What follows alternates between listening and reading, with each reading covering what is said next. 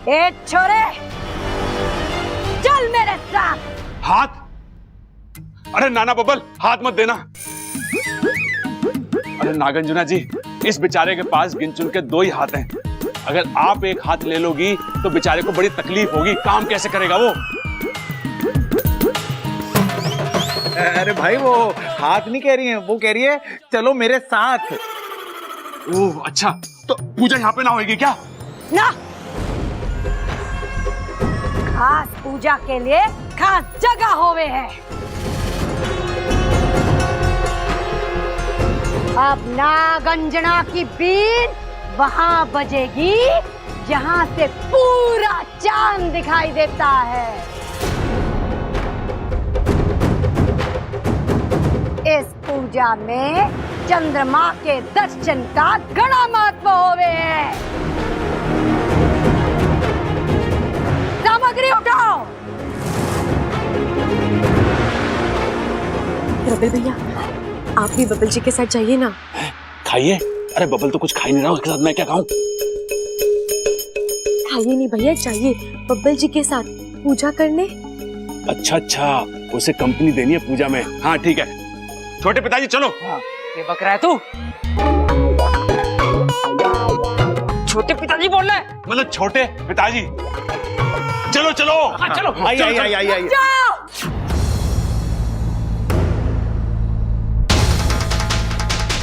माने भीड़ नहीं, सिर्फ ये छोरा बब्बल चाहिए। उसकी बीमारी, उसका इलाज। एक भी आदमी बढ़ा तो ये पूजा सफल ना होगी।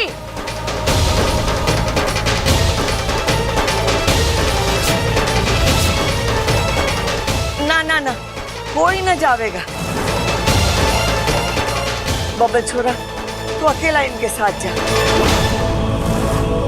और जैसा ये कहे, जो कहे वो करना।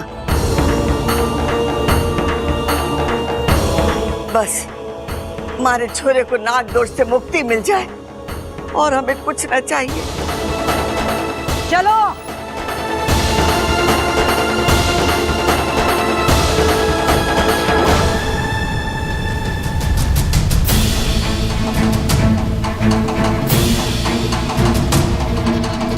कुछ कर इच्छा, इससे पहले कि देर हो जाए, कुछ कर। आखिर कब तक हम फन पर पूछ डालकर बैठे रहेंगे? हमें कुछ करना होगा। इस सपेरन को रोकना होगा हमें। वो बबल को अपने साथ ले गई है, किसी भी वक्त पूजा शुरू कर देगी। अगर एक बार पूजा शुरू हो गई तो अनर्थ हो जाएगा। उसे रोकेगा कौन? कोबराज को इंसानी बस्ती भेजा था, लेकिन वो भी फन छुपाकर लौट आया। अब उससे खतरनाक नागिस्तान में है कौन? उस सपेरन से 2 फन करना आसान नहीं है। कौन लेगा ये जिम्मा? कोई नहीं है, और अगर होता भी तो कोई फायदा नहीं था। नागार्जुना के पास दिव्य बीन है, जिसे देवों का आशीर्वाद प्राप्त है।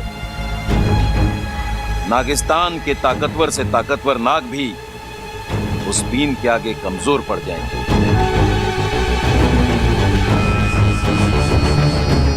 जानता हूं मुखिया जी, लेकिन हम भी इतनी आसानी से हार नहीं मानेंगे। अगर ये इंसान हम नागों के जहर का तोड़ निकाल सकते हैं, तो हम भी इनके नापाक इरादों का तोड़ निकाल ही लेंगे। आप सही कह रहे हैं गुरुजी, लेकिन हम में से किसी न किसी को तो नागार्जुना से लड़ने का खतरा उठाना ही पड़ेगा। ए सुनो, जाके पंचमुखी नाग को बुला लाओ। कहना गुरुजी ने बुलाया है। जी मुखिया जी। अब ये हमारा आखिरी हथियार है। ये पंचमुखी नाग नागार्जुना को रोकने में कितना कामयाब होता है, ये तो वक्त ही बताएगा। लेकिन हमें सावधान रहना होगा। इससे पहले कि नागार्जुना नागिस्तान पहुंचे, हम सभी नागों को नागिस्तान छोड़कर कहीं दूर जाकर डेरा डालना हो। इस इच्छा की जिद की वजह से पूरे नागिस्तान को संकट में डाल रखा है।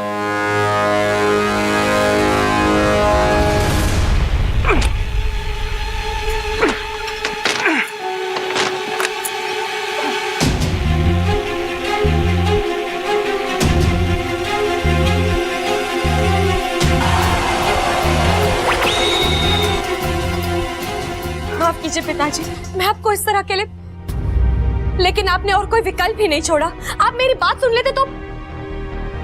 लेकिन अब कोई फायदा नहीं है इन बातों का। मैंने आपको आजाद कर दिया है, चले जाइए यहाँ से और मुझे अपना काम करने दीजिए। वो सपेरन, वो बब्बल जी को अपने साथ ले गई है। मुझे हर हाल में उसे रोकना है। और नहीं रोक पाई तो जिद जिद जिद, तेरी जिद आज नागिस्तान को बर्बादी की ओर ले जा रही है। आज अगर ये पूजा पूरी हो गई तो नागिस्तान ध्वस्त हो जाएगा। फिर मैं तो क्या, नागोमी देव भी तुझे माफ नहीं करेंगे।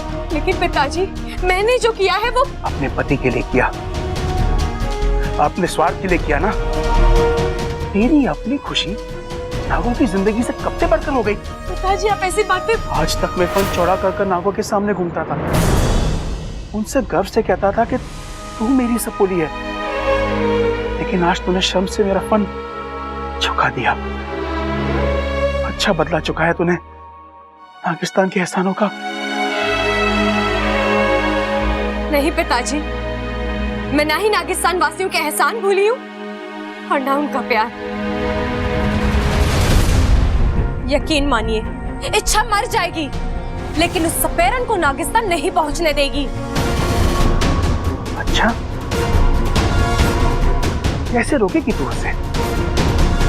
वो कोई आम सपेरन नहीं है। उसके पास जो बीन है उस पर ईश्वर का वरदान है।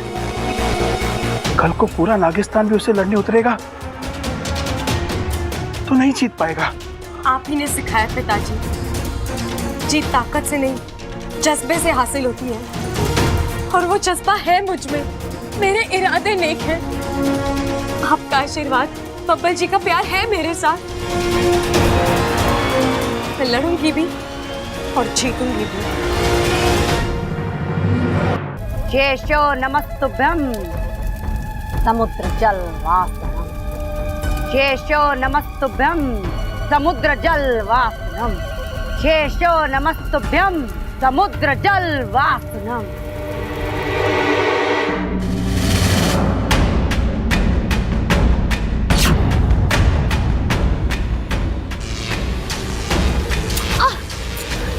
ये क्या?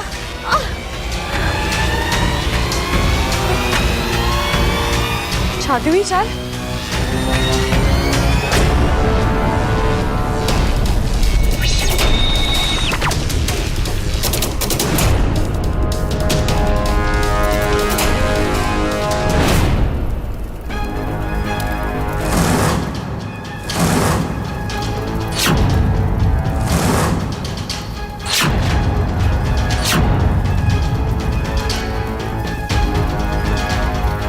अब बीन बजेगी, मंत्र होंगे।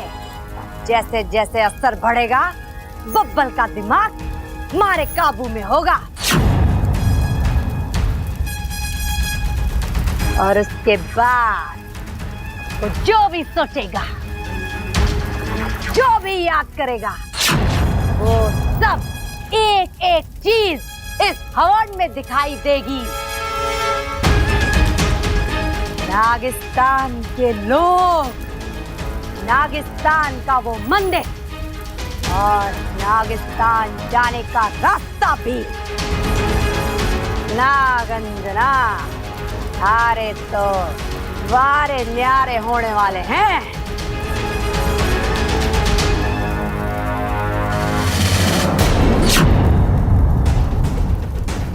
बस 4 उंगलियों का फासला तय करना है तने, फिर हम नागिस्तान में होंगे। अद्भुत, अति अद्भुत। नागिस्तान को देखने वाली, उस पर राज करने वाली पहली सपेरन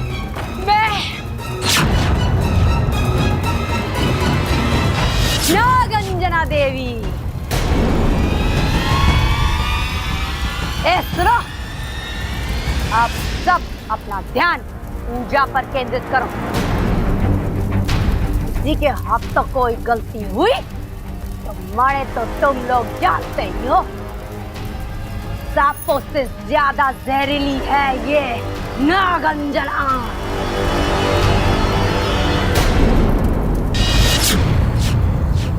अब नागिस्तान को बचाने का एक ही उपाय है, बब्बल जी के शरीर में से अपनी आधी जान वापस लेनी होगी।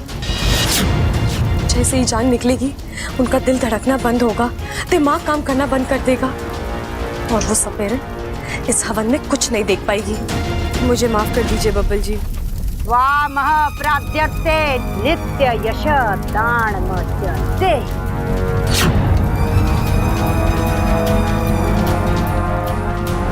प्राण क्लेशनाशाय नागोमतीये नमो नमः।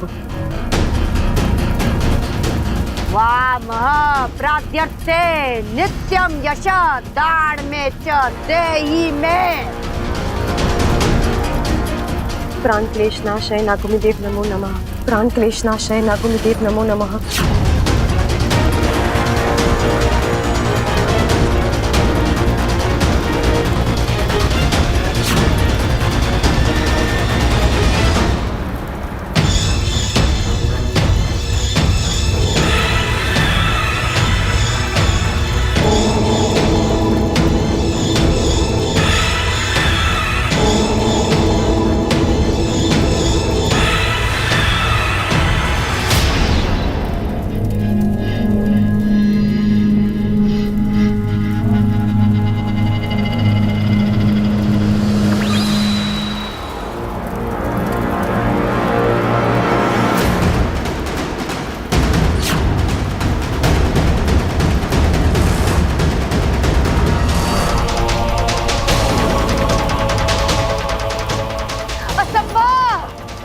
हमारी पूजा असफल नहीं हो सकती। इसका दिमाग हमारे काबू में था, फिर मणि कुछ दिखाई क्यों नहीं दे रहा? इस सपेरन की पूजा तो असफल हो गई, अब बब्बल जी को कोई खतरा नहीं है। मैं बब्बल जी को उनकी जान वापस कर देती हूँ। प्राण क्लेशनाशाय नागोमतीये नमो नमः। प्राण क्लेशनाशाय नागोमतीये नमो नमः। प्राण क्लेशनाशाय नागोमतीये नमो नमः। प्राण क्लेशनाशाय नागोमतीये नमो नमः।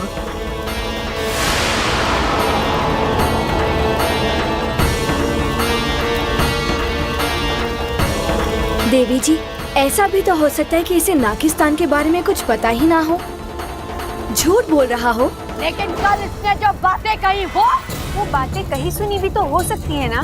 ना, हमारी नजर बात की नजर है। सांपों की हरकत 1 मिनट में पकड़ लेती है।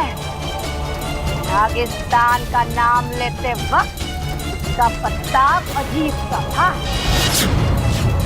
आंखों में चमक थी। मणे यकीन है कुछ गड़बड़ है। देवी जी, हो सकता है इसने हमारे साथ कोई छल किया है।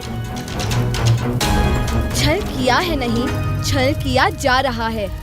मैंने इसे उस दिन रूप बदलते हुए देखा था। यही है वो इच्छाधारी नागिन।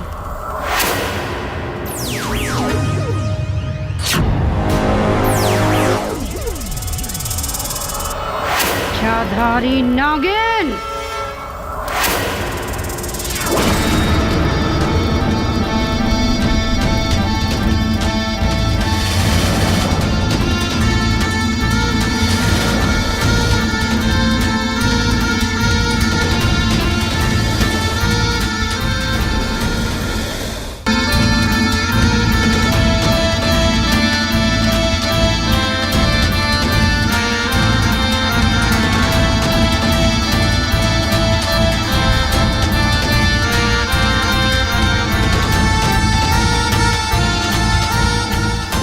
इच्छा, हे रुक जाओ।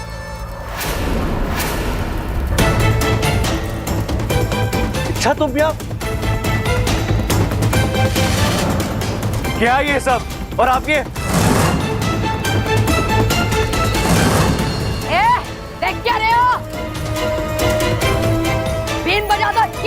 खत्म करो इसे।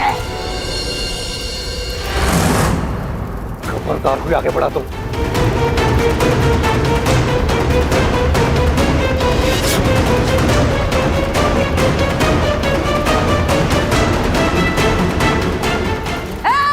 डरते क्यों? मार दो उसे। रुक जाओ। जो जहां खड़ा है वहीं खड़ा रहेगा। मैंने जमीन पर मिट्टी का तेल गिराया है। अगर किसी ने भी हिलने की कोशिश की तो आग लगा दूंगी। हमें जाने दो यहां से, वरना सब के सब जल के खाक हो जाओगे। बब्बल जी, आप सबके हाथ से बीन ले लीजिए।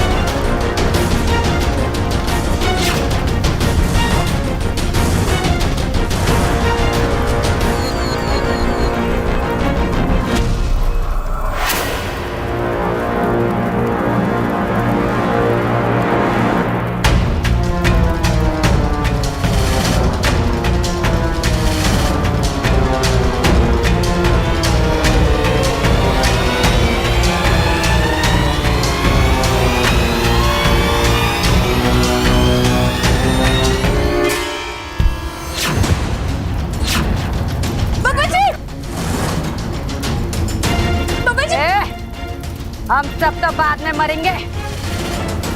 अगर तूने उस माचिस को नीचे नहीं रखा, थारा प्यारा बब्बर मारे हाथों मारा जाएगा। मैं सपेरण हूँ, लेकिन सांपों से ज्यादा जहरीली। क्यों कर रही है आप ऐसा? आप चाहती क्या है? हमें मारकर आपको क्या मिलेगा? छोरा बहुत मासूम है, भोला है। चल आज तड़े मैं चमत्कार दिखाती हूँ। छोरी, ये नाम है तारा? हाँ, इच्छा। थारा पति बब्बल कुछ पूछ रहा है, जवाब नहीं देगी? हैं? इसे भी तो दर्शन दे अपने असली रूप के।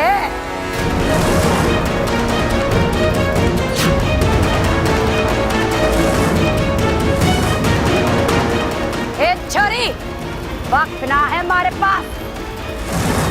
अपने असली रूप में आ रही है या किस्सा खत्म कर दो इसका।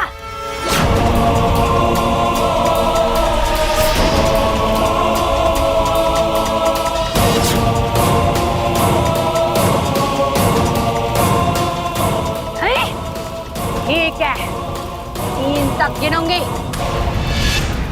तब तक जो मैं चाहती हूं कर ले, वरना 1 2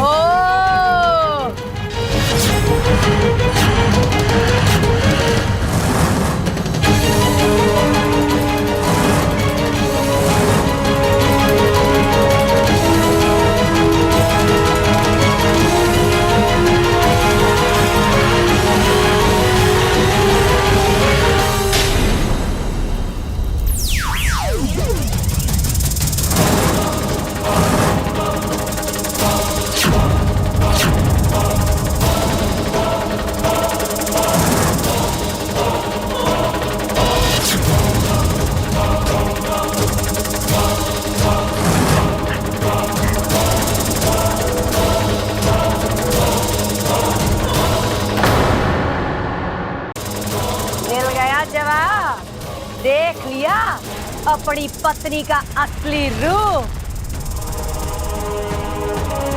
ये वजह है मैं इसे अपने वश में करना चाहती हूँ। सारा दिमाग और इसकी केचुली हमारे नागिस्तान के दरवाजे की चाबी है।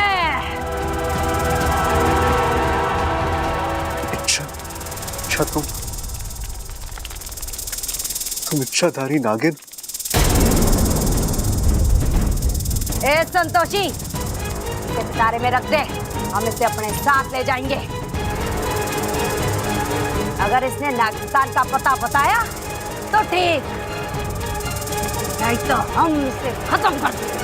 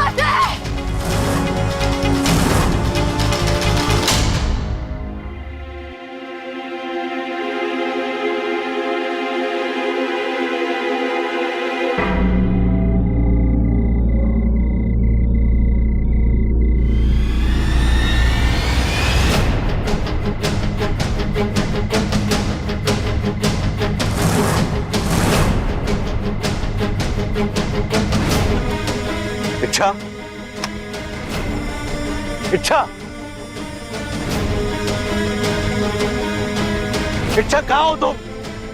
बब्बर जी,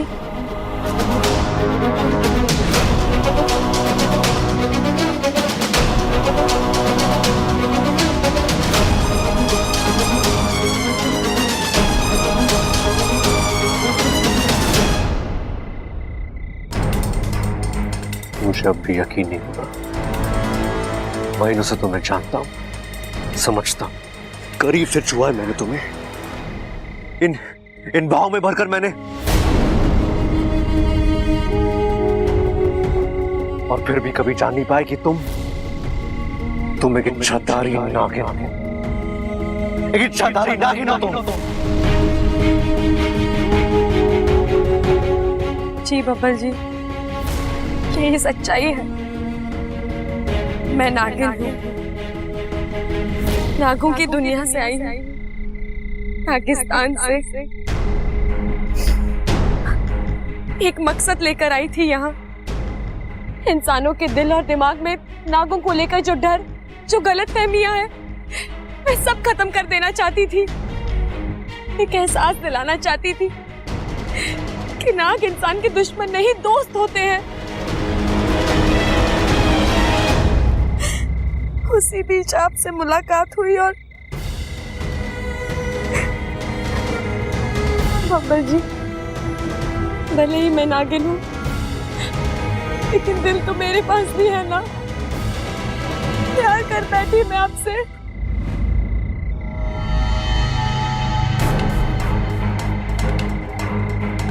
और अपने झूठ को बरकरार रखकर तुमने उस प्यार को हासिल कर दिया है ना।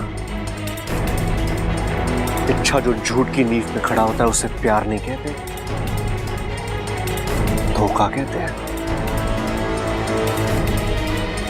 इच्छा मैं समझता था कि झूठ धोखाधड़ी सिर्फ इंसानों में होते हैं, अरे जानवरों से कोसों दूर होते हैं, लेकिन तुम इंसानों के बीच रहकर इंसानों की रीत सीख ली क्या तुमने? ऐसा नहीं है बब्बर जी, मैंने कई बार आपको मेरी सच्चाई बताई है, लेकिन उस वक्त आपने उसे सच नहीं समझा। फिर झूठ, तुम फिर झूठ बोल रही हो इच्छा। तुमने कभी ऐसा कुछ कहा ही नहीं। आज तुम्हारी असलियत मेरे सामने आ गई है। तुम एक इच्छाधारी नागिन हो, मैं एक इंसान हूं, और ये जानते हुए भी तुमने इच्छा, तुम्हें मेरे करीब आना ही नहीं चाहिए था। मुझसे प्यार, मुझसे शादी करनी नहीं चाहिए थी तुम्हें। इच्छा, तुम्हारा ये झूठ सिर्फ मेरी ही नहीं, मेरे पूरे परिवार की दुनिया हिला के रख देगा। उनका अच्छाई पर से विश्वास उठ जाएगा। इच्छा,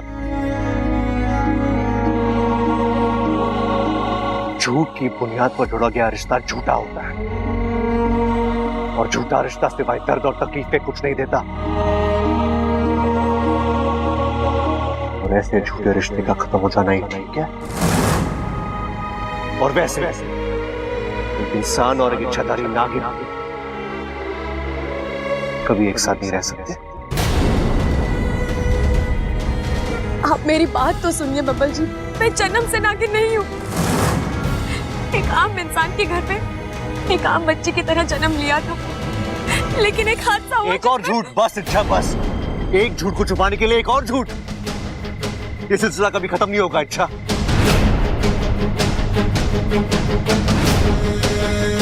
अब वही होगा जो मैंने कहा था।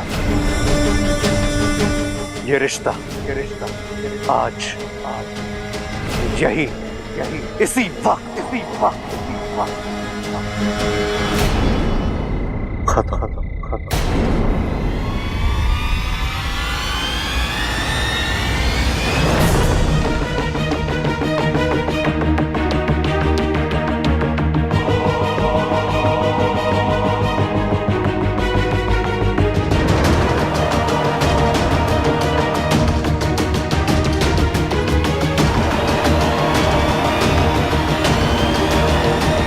बब्बल जी,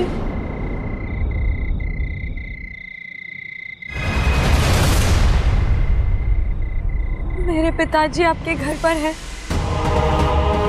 क्या मैं उन्हें मिलने एक बार आपके घर आ सकती हूँ? अब जब आपसे अलग होना ही है, आपका घर छोड़कर जाना ही है, तो मैं उन्हें अपने साथ ले जाऊंगी।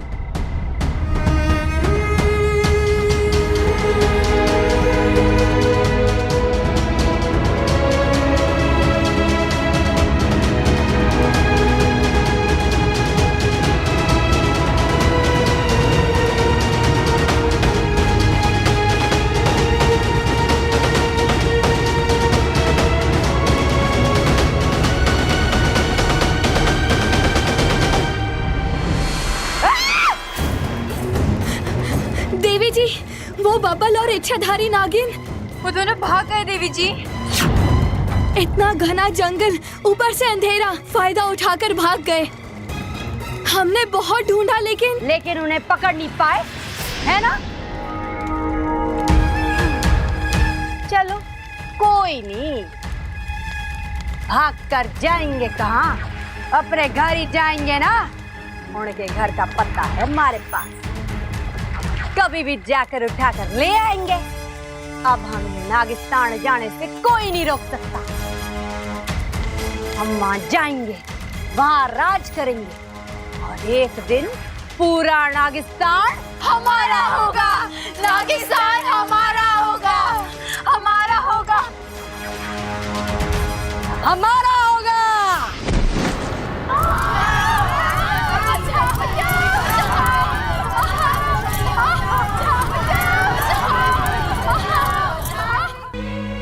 मैंने कहा था ना पिताजी, मैं नागिस्तान को भी बचा लूंगी और अपने बब्बल जी को भी। वैसा ही हुआ। मतलब? पिताजी, आपकी सपोली जीत कर आई है। उस सपेरन की पूजा असफल रही। वो कुछ भी नहीं जान पाई नागिस्तान के बारे में। मैं बब्बल जी को उसके चंगुल से छुड़ा लाई, लेकिन क्या? इतनी बड़ी लड़ाई थी, कुछ ना कुछ तो मुझे भी खोना था। खो दिया। क्या इच्छा?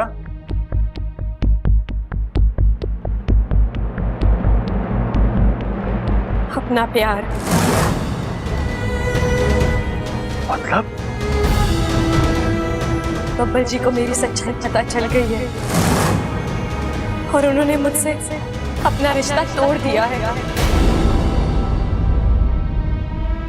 वो एक इच्छाधारी नागिन के साथ कोई संबंध नहीं रखना चाहते। हम दोनों अलग हो रहे हैं। पिताजी, मैं नागिस्तान वापस आ रही हूँ, हमेशा हमेशा के लिए।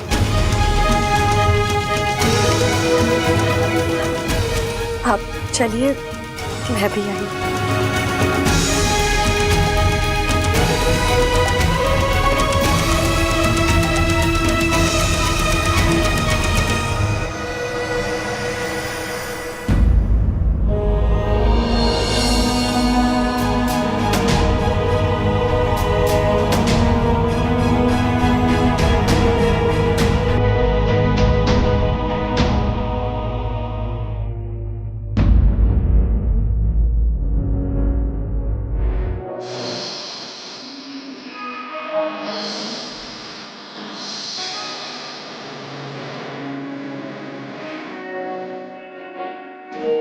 जुदा हुए कदम जिन्हों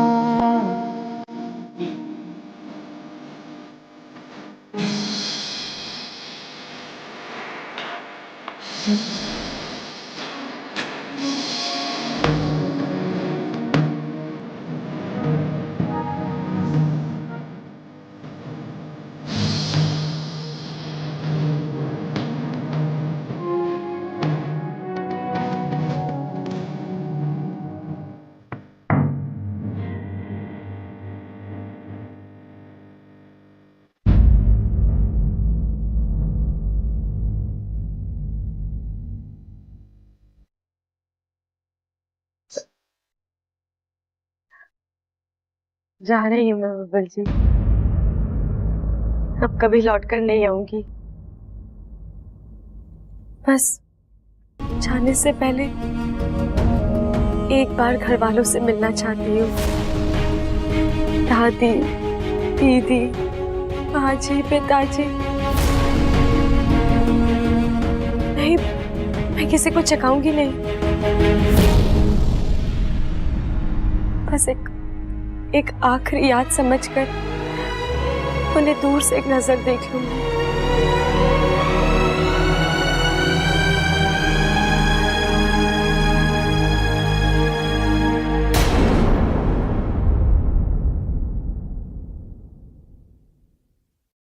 आपकी बात भी सही है, जो रिश्ते खत्म हुए हैं उनकी यादें सिवाय दुख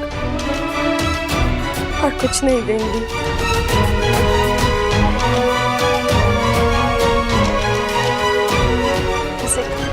एक आखिरी विनती है आपसे, घर वालों को कभी मत कहिएगा कि मैं एक इच्छाधारी नागिन हूँ। पता नहीं वो इस बात को बर्दाश्त कर पाएंगे या नहीं। मैं जाते जाते उन्हें दुखी नहीं करना चाहती। अगर कोई मेरे बारे में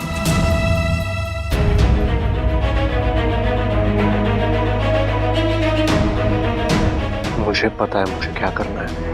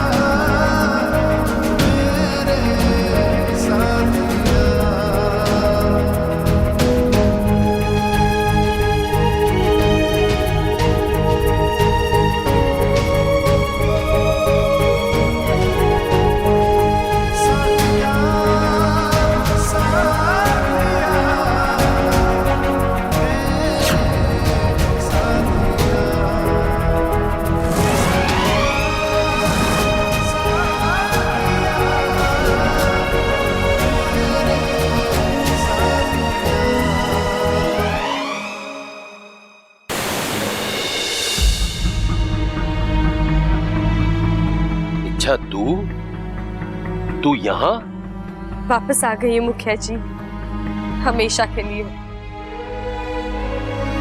मुखिया जी, नागिस्तान ने भले ही इच्छा को गलत समझा हो, लेकिन इच्छा कभी नागिस्तान के साथ गलत नहीं कर सकती। इच्छा, उस वक्त हालात ही कुछ ऐसे थे, सबके फन पर जहर सवार था, सो कहा सुनी हो गई। लेकिन अब कोई गिला शिकवा नहीं। और इच्छा, शायद तुझे पता नहीं है, तू अपने साथ साथ एक शुभ समाचार भी लाई है। शुभ समाचार? दरअसल तेरे निकलने के बाद नागंजना की उस गुफा में मौत हो गई।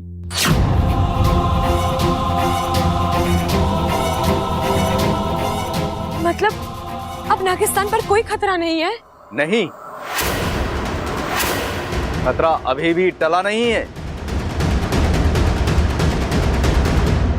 लेकिन गुरुजी, अभी अभी तो मुखिया जी ने कहा कि वो सपेरन मर चुकी है। लेकिन बब्बल अभी भी जिंदा है। वो नागिस्तान तो क्या, तुम्हारी, शेषू की, सबकी सच्चाई जान चुका है। और जब तक उसके दिमाग में ये यादें जिंदा हैं, खतरा बना रहेगा। जो इंसान नागिस्तान के बारे में जान जाए, उसका मरना अनिवार्य है।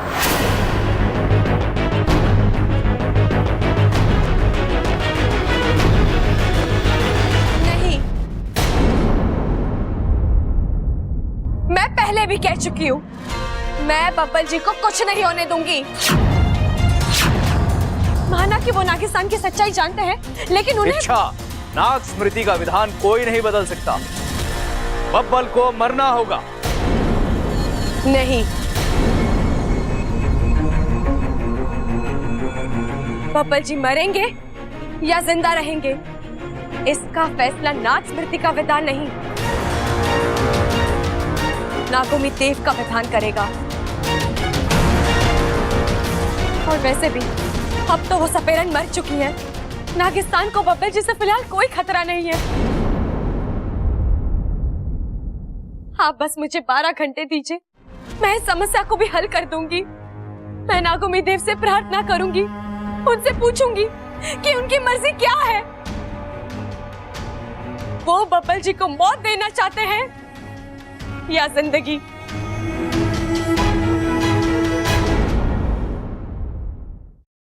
हे नागोमी देव, मैं इच्छा, शेषू सिपली की सपोली, आज ये प्रतिज्ञा करती हूँ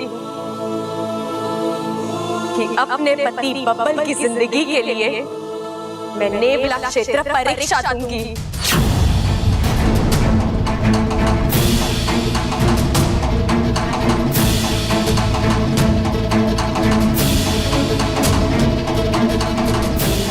होश में आ इच्छा, नेवला क्षेत्र परीक्षा देने का मतलब समझती है तू? ये नागिस्तान की सबसे कठिन परीक्षा है। तुझे अपने हाथों से नागोमी देव की मूर्ति बनानी होगी और उसे लेकर नेवलों से भरे जंगल से गुजरना होगा। ये मौत का खेल है इच्छा। अगर कामयाब हुई तो जिंदा रहोगी, वरना मारी जाओगी। अगर बब्बल जी को जिंदगी देनी है तो मुझे मौत से खेलना होगा पिताजी। नहीं, मैं तुझे ऐसा नहीं करने दूंगा। अब फैसला हो चुका है, नेवला क्षेत्र परीक्षा होगी। अगर मैं कामयाब हुई तो मैं समझूंगी नागोमी देव ने मुझे आशीर्वाद दिया। वो बब्बल जी को जीवन दान देना चाहते हैं। और अगर मैं नाकामयाब हुई तो नाकामयाबी का मतलब है मौत, मेरी और बब्बल जी की मौत।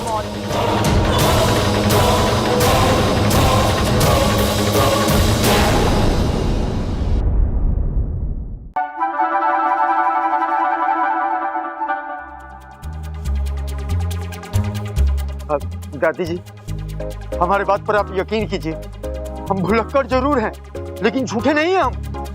अगर आप लोगों को हमारे बात पर विश्वास नहीं हो रहा है तो हम चलते हैं और कभी नहीं आएंगे। हम जा रहे हैं। एक मिनट,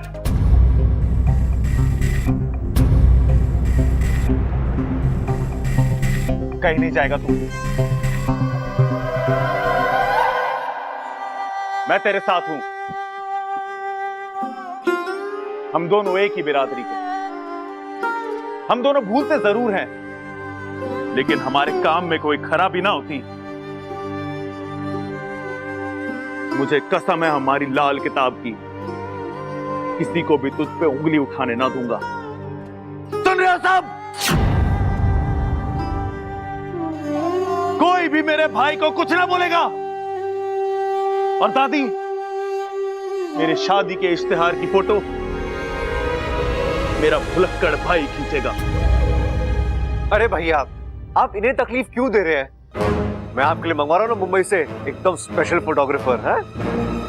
मुंबई। आप हमारा तौहीन कर रहे हैं। आज के डेट में हमारे नाम का पूरे हरियाणा में तूती बोलता है, तूती।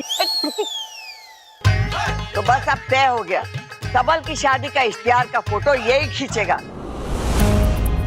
लेकिन दादी, अब दूसरा कोई फोटोग्राफर बुलाने की जरूरत ना है। अरे दादी जी, बहुत बहुत धन्यवाद दादी, बहुत गोड़ लागत नहीं दादी, तो गोड़ लागत नहीं, बहुत बहुत धन्यवाद। हम शाम को ठीक 6 बजे यहाँ पर आ जाएंगे।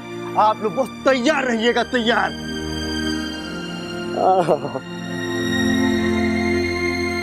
चल छोटे, तैयारी शुरू कर। और मैं भी सोच रहा हूँ कुछ नया करूँ। इस नए रूप में नई फोटो खिंचवाता हूँ, घना मजा आ जाएगा। चलो, जान बची लाखों पाए। अभी जान बच्ची कहाँ है बब्बन जी? वो आदमी शाम को फिर से आने वाला है। अगर फिर से उसने नागिन वागिन का जिक्र किया तो?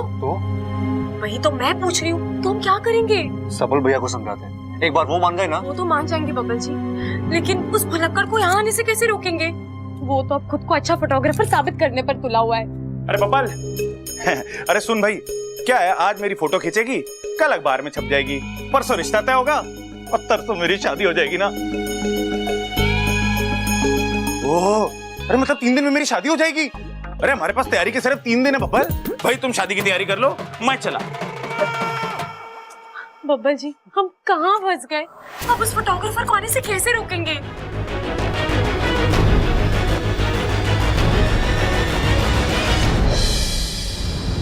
अब क्या है? कहे आप बार बार यहाँ आके हमारा खोपड़िया खराब किए हुए? कहे हमारा बेइज्जती करके आपका पेट नहीं भरा है का? अरे अरे भाई साहब, आप तो बहुत ही उखड़े उखड़े से लग रहे हैं। तो उखड़ेंगे नहीं का महाराज? आप 4 लोगों के बीच बैठ के हमारा बेइज्जती किए हैं। हमारा फोटोग्राफी जो कि हमारा गुरूर है, और उसको आप घटिया बता देंगे? छोड़िए ना भैया, आप भी कहाँ छोटी मोटी बातों को लेकर। सब छोटी मोटी बात नहीं होती भाभी जी। आज आप घर में बोले, कल 4 लोगों के बीच बोलिएगा, परसों गांव में बोलिएगा। अरे हमारा तो दाना पानी बाजार से उठ जाएगा। जाइए आप लोग बातों करने का मन नहीं करता, जाइए। अच्छा अच्छा ठीक है, हम चलते हैं। ठीक है, हम तो बस ये बताने आए थे कि खैर छोड़ो, चलो। अच्छा, अरे ये बच्चा बड़ा प्यारा है। आपका बच्चा है? नहीं, हमारा नहीं है, ये तो सबल भैया का बच्चा है। भैया जी, हम माने कि हम भुलक्कड़ हैं, लेकिन हम बेवकूफ नहीं हैं। जब संबल भैया का ब्याह ही नहीं हुआ है, तो ये बच्चा कहां से आ गया? अरे भाई साहब, शादी होने ना होने से बच्चे का क्या लेना देना? अरे बिना शादी के बच्चा नहीं हो सकता है? खैर ये सब छोड़िए, अब मेरी बात ध्यान से सुनिए और याद रखिए, आज शाम को आप अच्छा वाला कैमरा लेके घर आना। सबल भैया एकदम हीरो लगने चाहिए, ठीक है? वो तो हम ले ही आएंगे, लेकिन बच्चों वाला बात हमारे हजम नहीं हो रहा है। एक चुटकी भर जीरा गुनगुने पानी के साथ पी लीजिए, सब हजम हो जाएगा। लाओ। अच्छा, शाम को मिलते हैं। अरे अच्छा, चलो, बहुत लाड़ प्यार हो गया, अब जल्दी से बड़ा हो जा।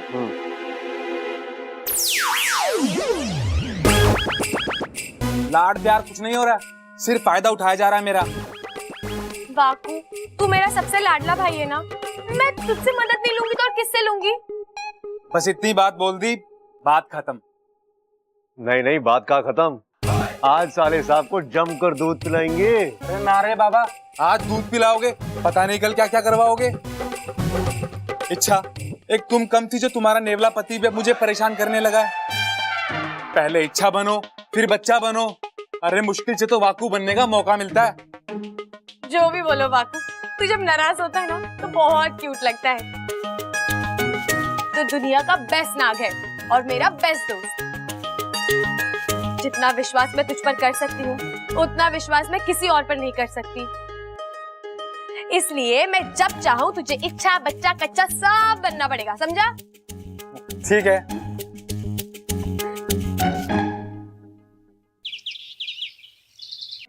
पाउडर की गद्दी दे। हाँ शाबाश। ए माँ, ये छोरियों की तरह पाउडर क्यों लगा रहा? फोटो खींच रहे ना इसके लिए। शाबाश, ये पकड़।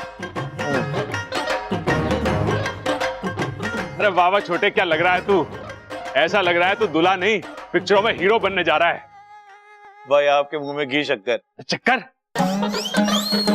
अरे चक्कर आए तेरे दुश्मनों को। अच्छा खासा हट्टा कट्टा तो है, तुझे चक्कर क्यों आएगा? अरे भाई चक्कर नहीं, मैं कह रहा हूँ आपके मुंह में घी शक्कर। बस शिव जी करें अच्छी सी फोटो खिंच जाए मेरी आज, उसके बाद आपको हीरो बन के भी दिखा दूंगा ना मैं। अरे जीरो तो तू है ही, अब तुझे जीरो से हीरो बनना है। अरे भाई मैं भी वही कह रहा हूँ, बस एक बार मैं हीरो बन गया ना, उसके बाद मेरे लिए हीरोइनों के रिश्ते आएंगे। 10-10 हीरोइनें लाइन में खड़ी होंगी। किसी की सीरत अच्छी, ओहो, किसी की सूरत अच्छी, आहा, ओह माय गॉड, इतनी सारी लड़कियां कैसे संभालूंगा मैं?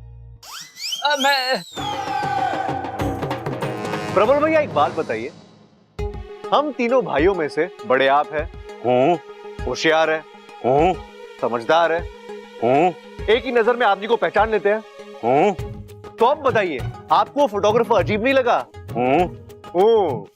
नहीं, अजीब तो वो है ही बब्बल जी। एक तो उसे ठीक से कुछ याद नहीं रहता, ऊपर से सुनने में भी प्रॉब्लम। सुनता कुछ है, समझता कुछ और है और बोलता कुछ और ही है। मुझे तो लगता है वो सिर्फ भुलक्कड़ नहीं, उसका दिमाग ही खराब है। बिल्कुल सही कह रही हो तुम इच्छा, जो बात हमने कही ही नहीं वो बात हमारे सर मर देता है। और आपको याद है जब बब्बल जी ने मुंबई से फोटोग्राफर लाने की बात की तो उसने क्या कहा? मैंने भी मुंबई में 10 साल काम किया है, यही बात उसने इससे पहले क्यों नहीं बताई? सबल भैया अब भी वक्त है, मेरी बात मान लीजिए, मैं आपके लिए मुंबई से दूसरा फोटोग्राफर मंगवा लेता हूँ। अरे नहीं चाहिए तेरा मुंबई वाला फोटोग्राफर मुझे। दादी मेरी शादी की फोटो तो मेरा भुलक्कड़ भाई कन्हैया ही खींचेगा। भाई मैंने अपने दोस्तों से भी बात की है, उन सब की शादी की फोटो कन्हैया ने खींची थी, और क्या मस्त खींची थी। कसम गंगा मैया की। भैया की एकदम सही कह रहे थे आपके दोस्त लोग, भैया जी एकदम सही कह रहे थे। दादी जी प्रणाम। प्रणाम। तैयार हैं आप लोग भैया जी? मेरे बच्चे पहले भैया जी प्रणाम। अरे आपको तो देखते ही ऐसा लगता है ना जैसे कुछ जरूरी बात हम भूल रहे हैं। अरे कन्हैया भाई बब्बल को छोड़ो, इस सब्बल के बारे में सोचो। कब से तैयार बैठा हूं मैं, चलो शुरू करते हैं ना। अरे भैया यहाँ आइए ना, हैं? चौकटा कीजिए इधर और मुखड़ा कीजिए उधर। उसके बाद आपको जैसे पूछ दिन आप दीजिए, हम खींचते टकाटक फोटो आपका। क्या करते हैं मेरे को तो समझ में नहीं आ रहा, आता नहीं ना मुझे, पहली बार है मेरा। अरे छोरे पहलवानों की तरह खड़ा हो ऐसे करके। हाँ,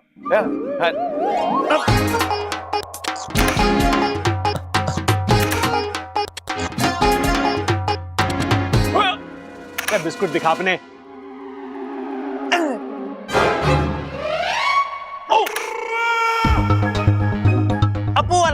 अप्पू वाला देता हूं मैं। हाँ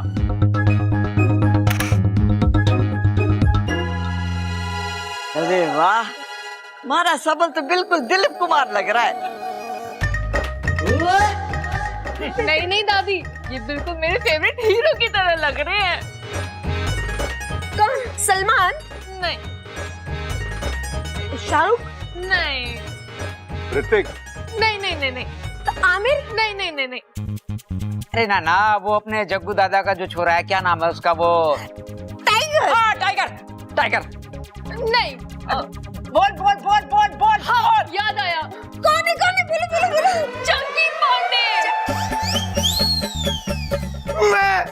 मैं चंकी पांडे। खींचो ना, कुछ मजा नहीं आ रहा है, कुछ अलग करते हैं, अलग इमोशनल टाइप वाला। मतलब क्या करना है मुझे समझ में नहीं आ रहा। अरे बहुत सिंपल है। आपके घर में कोई छोटा बच्चा, चाहे कोनो पालतू जानवर वानवर हो, ये है जी। अरे नहीं, तुम जाओ बेटा, बैठो। कोनो छोटा सा बच्चा, छोटा, मतलब उसको ऐसे लेके पप्पी ले सके, उसके साथ क्या फोटो है, उसको सिर्फ कलेजा से चिपका लेंगे, उसके बाद क्या फोटो, पूरा इमोशनल एकदम क्यूट टाइप का पूरा। बहुत अच्छा लगेगा, बहुत प्यारा लग रहा है। लेकिन कन्हैया भाई, हमारे घर में गोद में उठाने वाले साइज का तो कोई बच्चा है ही नहीं। है? आपका बच्चा है ना? मेरा बच्चा? अरे मेरी शादी कब हुई? आपकी शादी नहीं हुई है, पर आपका बच्चा तो है। छी छी छी छी छी पिताजी। पिताजी छी? क्यों? आप नहीं छी पिताजी, वो छी। देखिए ना कैसा आदमी कुछ भी बोलने जा रहा है। आज कह रहा है बिना शादी के बच्चा पाल रखा है, कल कहेगा हाथी पाल रखा है, परसों कहेगा कुत्ता पाल रखा है, तरसों कहेगा नागिन पाल रखी है। नागिन, तब याद आया नागिन। तो आप कह रहे थे ना कि आप अपने घर में नागिन पालक हैं, वही नागिनवा है जब कि शादी के सारे फोटो में ऐसे ही फन फैला के घूम रही थी। हो, तुम अब तुम ये भी कहोगे कि मैं सबल भैया के बच्चे को लेकर तुम्हारे पास आया था, तुम उस बच्चे को देख चुके हो? हाँ, देखे थे आप, सबल भैया के बच्चा को आप लेकर आए थे वहां पे, हम देखे थे।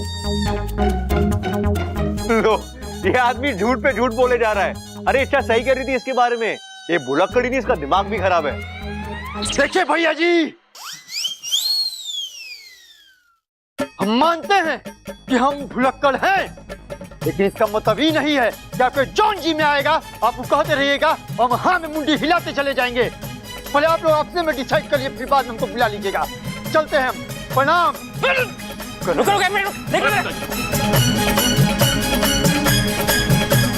देखा भैया, इच्छा सही कह रही थी, ये आदमी भुलक्कड़ ही नहीं, इसका दिमाग भी खराब है। शायद तू ठीक कह रहा है बब्बल। छोटा भाई माना था मैंने इसे अपना, मेरे कैरेक्टर पे लांछन लगा गया। पिताजी, मेरा कोई बच्चा नहीं है, मेरी शादी भी नहीं हुई अब तक।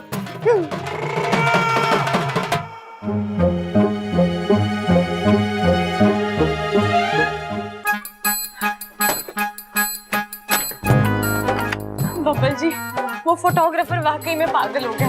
हमने उसकी ऐसी फिरकी ली की, लेकिन मुझे उस पर बड़ी दया आ रही थी। हाँ अच्छा तो मुझे भी नहीं लग रहा था, लेकिन अब क्या करें, किसी को तो शहीद होना ही था, तो वो हो गया। अच्छा सुनो, इससे पहले कि और कोई मुसीबत खड़ी हो जाए, तुम बाकू को बुला लो, वो एल्बम लेकर नागिस्तान चला जाएगा, फिर सारी मुसीबत खत्म। ठीक है। अरे पिताजी, जी पिताजी। अरे बब्बल, हाँ, मुझे एक जरूरी काम से बाहर जाना पड़ रहा है। तेरे पास जो बड़ा वाला बैग है ना, वो मैंने दे दे। वो क्या है ना, हमारे बैग का हैंडल टूट गया। मैंने इसे कहा था कि बब्बल का बैग ले जा। छोरी, पलंग के नीचे जो बैग पड़ा है ना, वो खड़क को दे। एक और नई मुसीबत। हे नागोमिदेव, अब कैसे बच्चों में इस मुसीबत से? इनको भी आज ही वो बैग चाहिए था जिसमें मैंने वो एल्बम रखा था। छोरी, जल्दी से बैग देना, इसे सामान भी तो रखना है। हाँ। लेकिन दादी, वो बैग बड़ा नहीं, वो बहुत ही छोटा है। छोरी, तू बैग तो निकाल के दे, इसे देखने दे। इसकी जरूरत के हिसाब से ठीक होगा तो ले जाएगा, नहीं तो कोई दूसरा इंतजाम करेगा।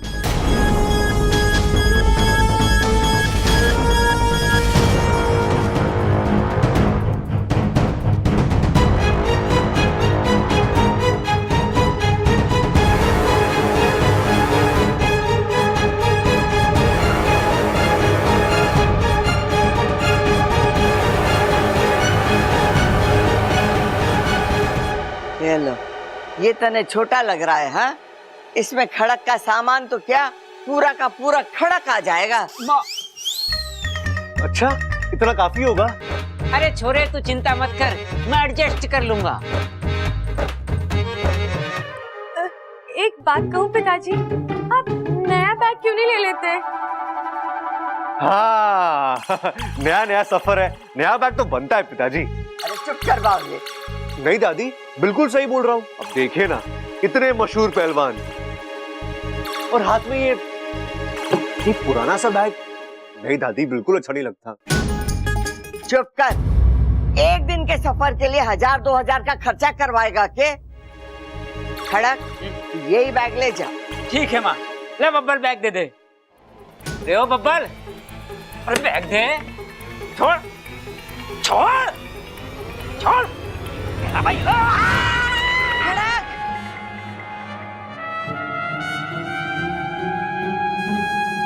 ये बावलापन कर रहा है तू?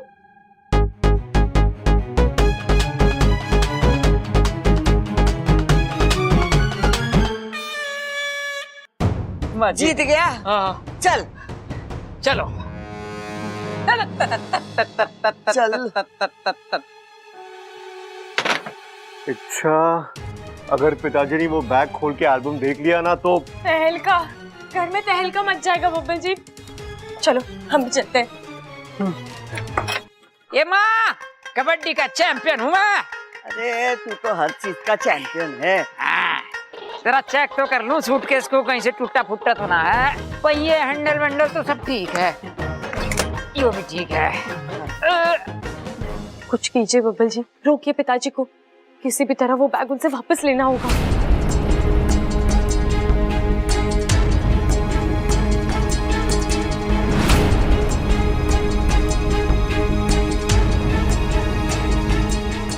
ए माँ, सूटकेस तो लॉक है। इच्छा के पास इसकी चाबी होगी, मैं लेके आता हूँ। लो आ गए खुद ही। जी दादी, क्या हुआ? छोरी, ये बैग लॉक हो गया है, चाबी तारे पास होगी, जा जाके ले आ। खो गई। ये दादी, इस बैग की चाबी खो गई है, इसलिए बैग ले जाने से मना कर रही थी मैं आपको। बस इतनी सी बात। सबल, ओ सबल। हाँ दादी। देखे बैग की चाबी इच्छा से खो गई है, नुक्कड़ पे चाबी वाला बैठा होगा, जा उसे ले आ, वो खोल देगा। ठीक है दादी। अरे दादी, उसमें तो बहुत टाइम जाएगा। इससे अच्छा एक नया बैग खरीद लेते हैं ना। बैग का बैग हो जाएगा और पिताजी का काम भी हो जाएगा। छोरा, तू फिर वही पट्टी पढ़ा रहा है। अरे चाबी बनने में ज्यादा समय नहीं लगेगा, आधे घंटे में बन जाएगी। 150 रुपए में हो जाएगा काम। सबल, हाँ जा चाबी वाले को ले आ। ठीक है दादी।